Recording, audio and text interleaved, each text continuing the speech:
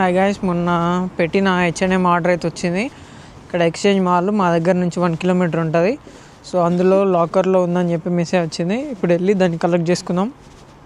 And తర్వాత రేపు new year కాబట్టి యూకేకి వద్దాం అనుకున్న వాళ్ళు కానీ వచ్చిన వాళ్ళకి కానీ కొన్ని యూస్ఫుల్ అయ్యే థింగ్సే మాట్లాడమని అనుకుంటున్నా. సో ఈరోజు అదే ఈ video. Okay, let's begin the show. So exchange మాల్కి అయితే వచ్చిన అండ్ రికార్డ్ చేయలేదు, ఎందుకంటే దారిలో జస్ట్ వాకింగ్ ఉంటుంది కాబట్టి ఏం రికార్డ్ చేయలేదు. ఇక్కడ ఇప్పుడు H&M లాకర్ ఉంటుందంట, అక్కడికి వెళ్ళి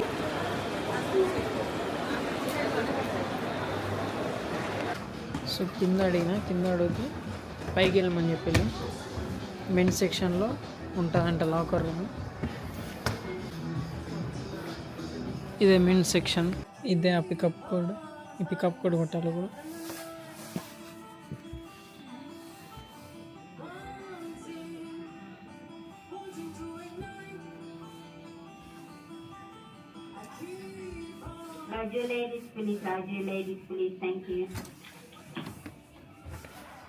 సో ఇక్కడ ఓపెన్ అయింది.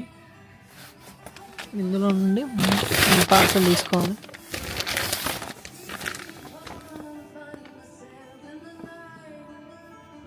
సో ఆర్డర్ అయితే పికప్ చేసుకున్నాం. ఇప్పుడు ఇంటికి వెళ్ళి ఆర్డర్ ఇంట్లో పెట్టి అంతే. ఇంటికి వెళ్ళి ఆర్డర్ ఇంట్లో పెట్టాలి అంతే. So hi guys, first of all welcome to London చౌరస్తా. సో ఈ ఛానల్కి నేను ఈ స్పెసిఫిక్గా నేమ్ ఎందుకు అనుకున్నా అంటే, యూట్యూబ్లో అమెరికా చౌరస్తా అనే ఒక యూట్యూబ్ ఛానల్ ఉంటుంది. శ్రీకాంత్ అన్న ఆయన పేరు. ఆయన వే ఆఫ్ స్టైల్ కానీ ఆయన యూట్యూబ్ బ్లాగ్ చేసే విధానం అంటే నాకు చాలా ఇష్టం. సో నేను కూడా అన్నలాగా ఏ కంటెంట్ అవతలది వాడకుండా నా ఓన్గా క్రియేట్ చేసుకోవడానికి, ప్లస్ నా ఓన్గా లైఫ్ స్టైల్ వీడియోస్ కానీ ఇవన్నీ నేను చేసుకోవడానికి ఆయన ఇన్స్పిరేషన్గా తీసుకొని నేను ఇది స్టార్ట్ చేసినాను. అసలు నాకు యూట్యూబ్ అంటే చాలా ఇష్టము, వీడియోస్ చేయడము. కానీ నాకు సరైన రిసోర్సెస్ లేకపోవడం వల్ల నేను ఇన్ని డేస్ చేయలేకపోయినా. సో ఇప్పుడు నాకు చాలా టైం ఉంది, ప్లస్ అన్నీ నాకు రిసోర్సెస్ ఉన్నాయి కాబట్టి ఇప్పుడు స్టార్ట్ చేసినాను. మెయిన్ రీజన్ అయితే నాకు నా ప్యాషను, సెకండ్ వచ్చేసి నా ఇన్స్పిరేషను. నేను ఈ వీడియోలో ఒక్క నెగిటివ్ విషయం కూడా యూకే గురించి చెప్పను. ఎందుకంటే నువ్వు ఒక కంట్రీకి వెళ్ళినావు, ఆ కంట్రీలో నువ్వు వర్క్ చేస్తున్నావు, తర్వాత ఏంది నీకు ఆ కంట్రీ నీకు ఫుడ్ పెడుతుంది అన్నప్పుడు ఆ కంట్రీ గురించి తప్పు ఎప్పుడు చెప్పొద్దు. నువ్వు అలా చెప్పటం అయితే నీకు అంత బాగాలేకపోతే నువ్వు ఇక్కడ ఎందుకుంటావు, ఇండియాకి వెళ్ళిపోవచ్చా? ఎవడు వెళ్ళాడు. Next, who am I? నా పేరు నవీన్ చల్లూరి. నేను Kamalapur mandal, Guduru village and Hanamkonda district నుండి. నా స్కూలింగ్ అంతా నా డిస్ట్రిక్ట్లోనే అయిపోయింది. దాని తర్వాత ఇంటర్మీడియట్ నారాయణ, తర్వాత బ్యాచిలర్స్కి వచ్చేసరికి అప్పుడు కోవిడ్ అయిపోయి కాలేజెస్ ఎగ్జామ్స్ అవన్నీ కొంచెం లేట్ అయినాయి. సో ఈలోపు నేను అంతకుముందే ఒకటి ఎంట్రన్స్ ఎగ్జామ్ రాసినాను లవ్లీ ప్రొఫెషనల్ యూనివర్సిటీకి. ఆ యూనివర్సిటీలో నాకు అడ్మిషన్ వచ్చింది. సో అప్పుడు 40% ఏమో స్కాలర్షిప్ అన్నారు. సో ఇదేదో బాగుందని చెప్పి ఈ ఎగ్జామ్స్ ఏమో ఎట్లా లేట్ అవుతున్నాయి అని చెప్పి నేను అటు పంజాబ్ కాలేజ్కి అడ్మిషన్ తీసుకున్నా. అండ్ ఈ ఎంసెట్, జేఈ మెయిన్స్ ఈ ఎగ్జామ్స్ పెట్టే టైంకే ఆల్మోస్ట్ నాకు ఒక సెమిస్టర్ అయిపోయింది ఆ కాలేజ్లో. సో మా ఇంట్లో ఉండి ఇప్పుడు మళ్ళీ దాన్ని ఏం డిస్కంటిన్యూ చేస్తావు, ఇప్పుడు ఎట్లా దానికి పోతున్నావు కదా, సో దానికి కంటిన్యూ కమ్మని చెప్పి వాళ్ళ ఎంకరేజ్మెంట్ వల్ల నేను ఎల్పీ చూస్ చేసుకున్నా. అండ్ అది నా లైఫ్లోనే చాలా మంచి డెసిజన్ అని చెప్తా. ఎందుకంటే నేను బీటెక్లో నేర్చుకున్నవే ఇప్పుడు ప్రజెంట్ మాస్టర్స్లో నేర్చుకునేటివి అన్నీ సేమ్ ఉంటాయి almost. And coming to the UK, so నేను యూకే చూస్ చేసుకోవడానికి మెయిన్ రీజన్స్ ఏంటి? ఫస్ట్ ఆఫ్ ఆల్ నాది 2024 మేలో నా బ్యాచిలర్స్ అయిపోయింది.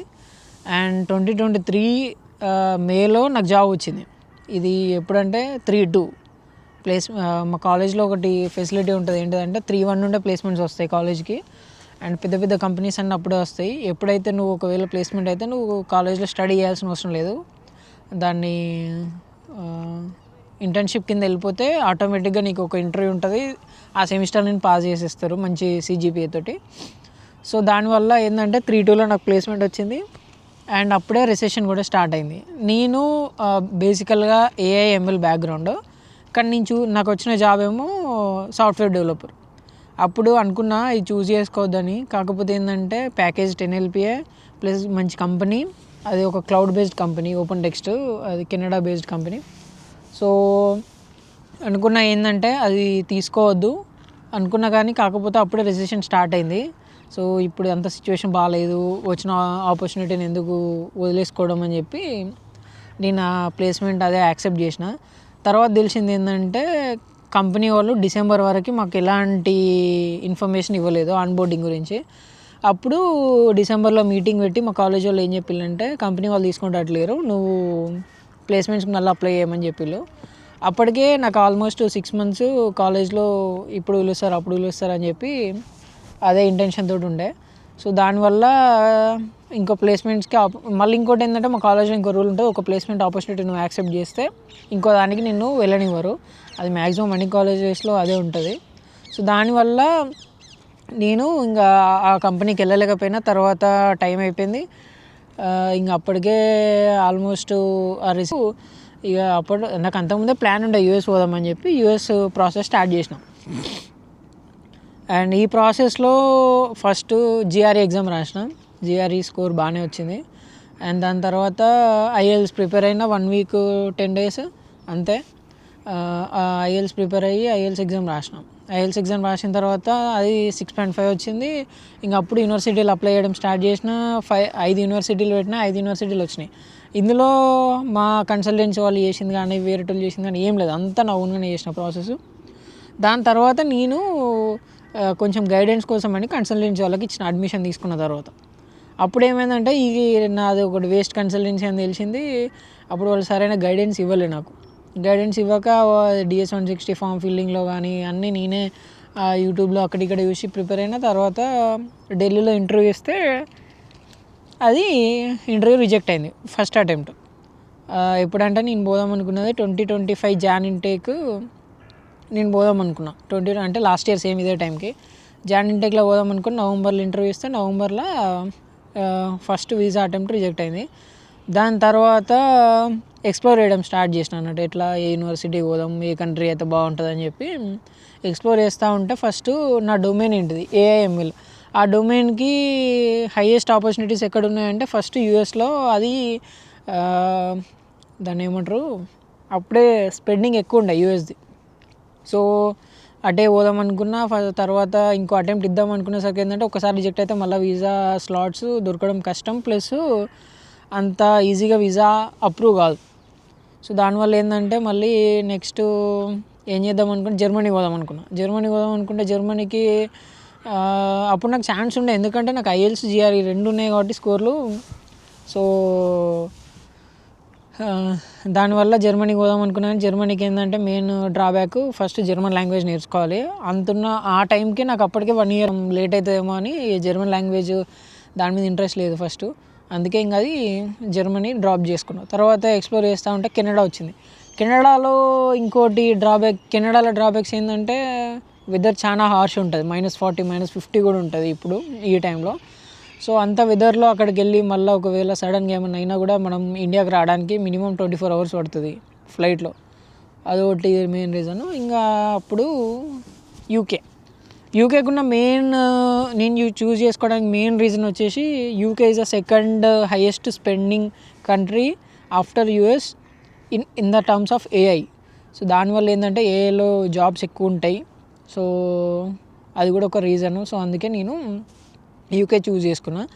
అండ్ యూకే అప్లై చేయడం కూడా నా ఓన్గానే అప్లై చేసిన. కాలేజెస్లో అన్నీ వచ్చినాయి, 3 కాలేజీలు పెట్టిన. ఒకటి యూనివర్సిటీ ఆఫ్ లివర్పూల్, తర్వాత యూనివర్సిటీ ఆఫ్ ఈస్ట్ లండన్, ఇంకొకటి ఏదో నార్థంబ్రియా యూనివర్సిటీ. 3 యూనివర్సిటీలకు అడ్మిషన్లు వచ్చినాయి. ఆ తర్వాత కన్సల్టెన్సీకి ఇచ్చిన. తర్వాత నాకు తెలిసింది ఏంటంటే యూనివర్సిటీ ఆఫ్ లివర్పూల్ దగ్గర మళ్ళీ వెదరు చాలా కూల్ ఉంటుంది. సెంట్రల్ లండన్ తోటి పోల్చుకుంటే అవుటర్ లండన్స్ వెదర్ చాలా కూల్ ఉంటాయి, ప్లస్ మళ్ళీ స్నోఫాల్ అవన్నీ ఉంటాయి. ఇదంతా ఎందుకు అని చెప్పేసి నేను యూనివర్సిటీ ఆఫ్ లివర్పూల్ డ్రాప్ చేసుకున్నాను. మళ్ళీ ఇంకో రీజన్ ఏంటంటే దాన్ని ఒక 1 year ఫీజే 25 lakhs, plus placement year ఉండదు, సెకండ్ ఇయర్ ఉండదు దానికి. Only 1 year course. 1 year course అయిపోయినాక నెక్స్ట్ స్టడీ వర్క్ వీసా వేసుకోవాలి అంతే. ఇంకడికి వచ్చి మనం సెట్ చేసుకోవడానికి చాలా టైం పడుతుంది అని చెప్పేసి అది కూడా డ్రాప్ చేసుకున్నాం. దాని తర్వాత next university of east London. నేను ఇప్పుడు ప్రజెంట్ చూస్ చేసుకున్న యూనివర్సిటీ ఎందుకంటే నాకు తెలిసిన ఒక ఫ్రెండ్ ఉన్నాడు, ప్లస్ యూనివర్సిటీ కొంచెం ప్లేస్మెంట్ ఆపర్చునిటీస్ కానీ అంటే ప్లేస్మెంట్ సెల్ ఉంటుంది ఒకటి, అలాంటిది ఉన్నాయి అని చెప్పి చూసి రీసెర్చ్ చేసి ఇది సెలెక్ట్ చేసుకున్నా. దాని తర్వాత అన్నీ అయిపోయినాయి. వీసాకి వెళ్ళిన ఫస్ట్. ఇంకోటి ఏంటంటే సజెషను, కొత్తగా వచ్చే వాళ్ళు ఎవరైనా ఉంటే మాత్రం మీరు వీసా డ్రాప్ చేయడానికి వెళ్ళినప్పుడు మీరు స్టాండర్డ్ వీసా మాత్రమే తీసుకోండి. ఎందుకంటే డాక్యుమెంట్స్ అన్నీ కరెక్ట్ ఉంటే మీకు వితిన్ 2 డేస్లోనే వస్తుంది. నాకు అప్పుడు నా డాక్యుమెంట్స్ అన్నీ నేను ఆన్లైన్లోనే అప్లోడ్ చేసిన. నేను ప్రీమియం లాంచ్ తీసుకున్న 5,000 పెట్టి స్టాండర్డ్ వీసా తీసుకొని వీసాకి వెళ్ళి పాస్పోర్ట్ డ్రాప్ చేసిన, ఫింగర్ ప్రింట్స్ ఇచ్చిన, బయోమెట్రిక్స్ అన్నీ అయిపోయినాయి. నాకు వితిన్ 2 డేస్లోనే వీసా అప్రూవ్ అయినట్టు మెయిల్ వచ్చింది. తర్వాత ఇంకొక 3 డేస్, మొత్తం 5 డేస్లో నాకు పాస్పోర్ట్ ఇంటికి వచ్చింది. 12th రోజు